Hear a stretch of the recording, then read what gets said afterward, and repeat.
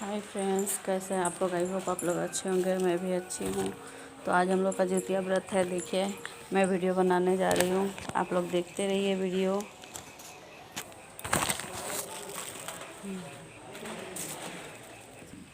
उसे मत छोड़ा हो।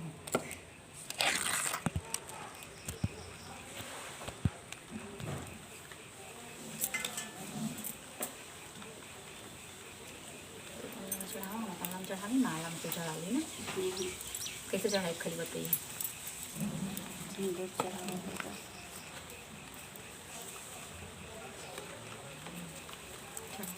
के चढ़ाई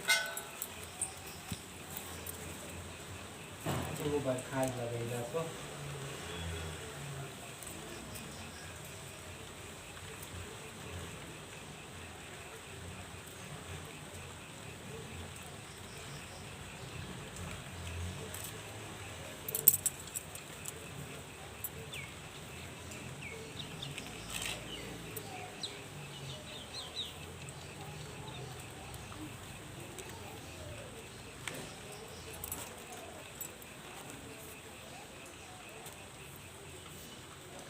नीचे करें।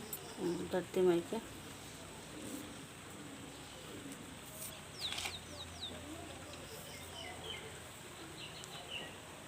सब संगे संगे खा लें।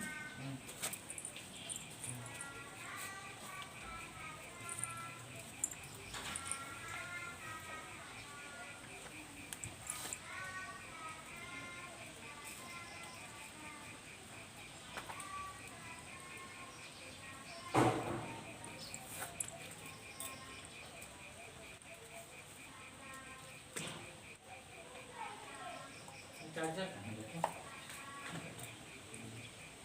झाला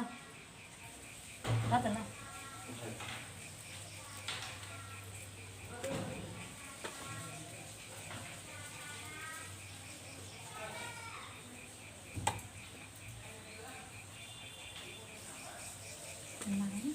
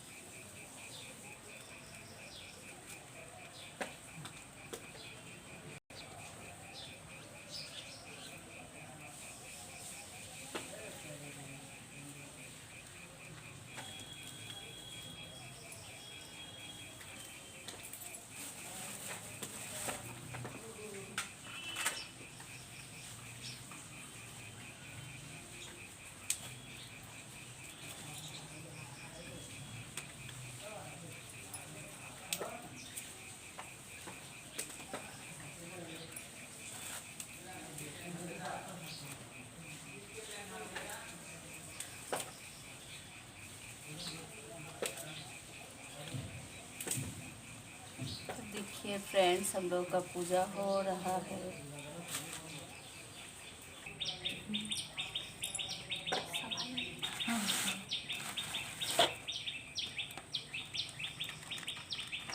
एक साइड करें साइड है।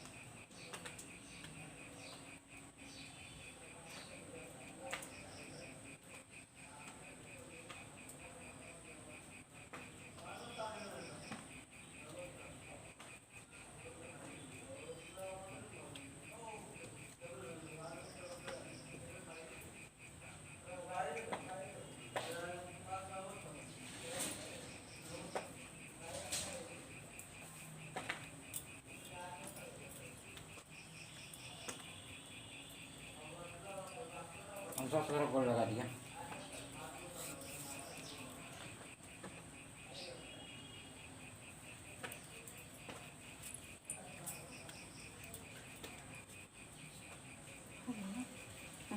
मच्छर बैठे एक बार मिशन के निवासी विष्णु ने संसार के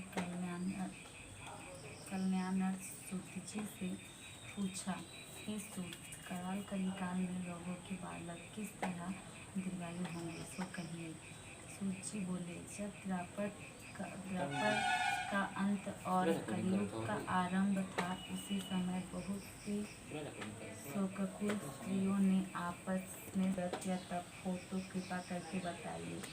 इस तरह उनकी बात सुनकर गौतम जी बोले, आपसे मैं वही बात कहूँगा जो मैंने पहले से सुन रही है। गौतम जी ने कहा, जब महाभारत युद्ध का अंत हो गया और द्रोणपुत्र अश्वत्थामा के द्वारा अपने बेटों को मरा देखकर सब पांडव बड़े दुखी हुए तो पुत्र के शोक से व्याकुल होकर द्रौपदी अपनी सखियों के साथ ब्राह्मण श्रेष्ठ धर्म के पास गई और उनसे धर्म से कहा, हे विप्रदे, कौन सा उपाय करने से बच्चे दीर्घायु हो सकते हैं, कृपा करके ठीक रहिए।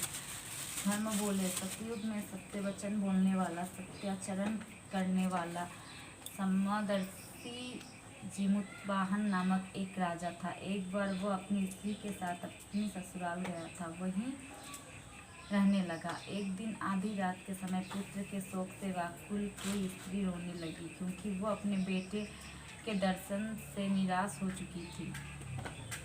उसका पुत्र मर चुका था। वो रोती हुई कहती थी, हाय मुझे बूढ़ी माता के सामने मेरा बेटा मर जा रहा है। उसका रुदन सुनकर राजा जिमुतवाहन का तो मानो हृदय विदीर्ण हो गया। वो तत्काल उस स्त्री के पास गया और उससे पूछा, तुम्हारा बेटा कैसे मरा है। बूढ़ी ने कहा, गरुड़ प्रतिदिन आकर गांव अंत इस तिथि को जो स्त्रियां उस जीवित पुत्रिका की ओर कुश की आकृति बनाकर तुम्हारी पूजा करेंगी तो दिनों दिन उनका सौभाग्य बढ़ेगा और वंश की भी बढ़ती होती रहेगी। हे महाभाग, इस विषय में विचार करने की भी आवश्यकता नहीं है। हे राजन, सप्तमी से सहित और उदया तिथि की अष्टमी को व्रत करें, यानी सप्तमी वृद्ध अष्टमी जिस दिन हो उस दिन व्रत न कर शुद्ध अष्टमी को व्रत करें और नवमी में पारण करें।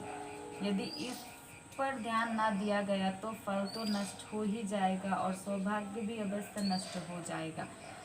जिमितवाहन को इस तरह का वरदान देकर गरुड़ वैकुंठ धाम को चले गए और राजा भी अपनी पत्नी के साथ अपने नगर को वापस चले गए।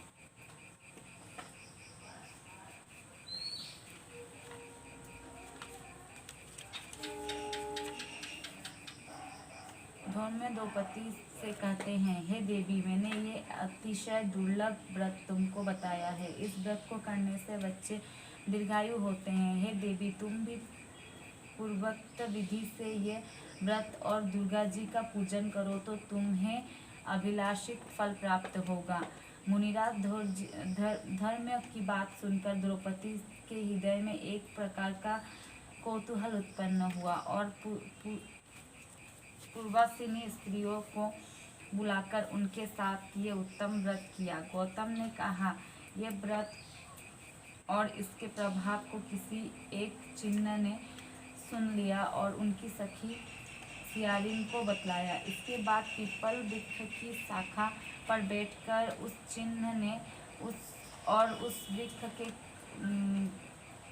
खोरड़ में बैठकर सियारिन ने भी व्रत किया।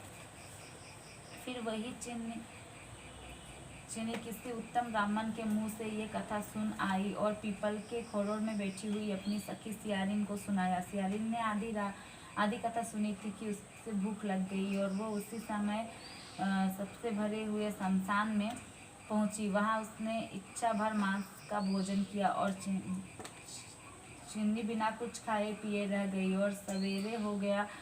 सवेरे वो गौशाले में गई और वहाँ गौ का दूध पिया। इस तरह नवमी को उसने पारण किया। कुछ दिनों बाद वे दोनों मर गई और अयोध्या में किसी धनी व्यापारी के घर में जन्मी। संयोग से उन दोनों का जन्म लड़की के रूप में एक ही घर में हुआ, जिसमें सियारिन ज्येष्ठ हुई और चिन्नी छोटी।